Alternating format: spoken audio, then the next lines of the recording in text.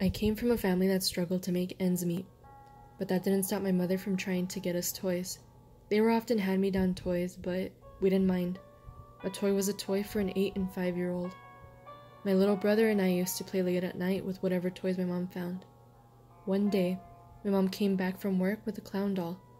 My first impression of it made my jaw clench and my gut turn, telling me not to go near it.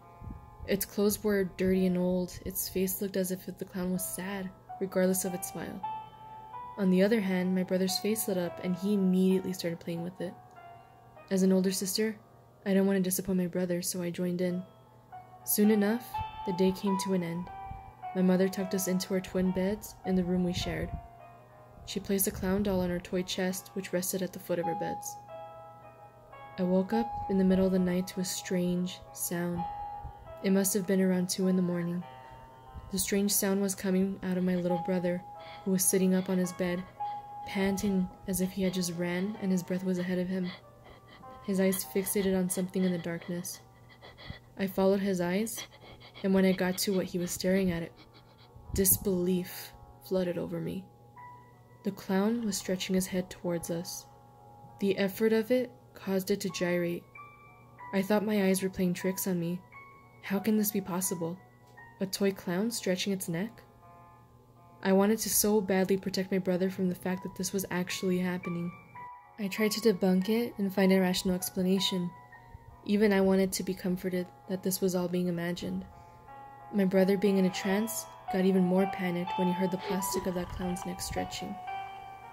I so desperately wanted to turn on the lights to save us from whatever was in that, but all I could do was cry out for my mom. "Mama! Mama! Mama!" My mom swung the door open and without hesitation grabbed the doll in its insidious form and threw it out into the garbage can.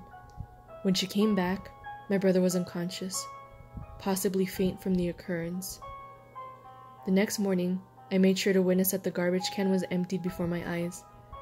Such relief came over us as we continued on with the day. At nightfall, we were prepared to sleep as we had before the clown came into our lives. But there it was, sitting on that toy chest, its neck stretched out even further than the night before.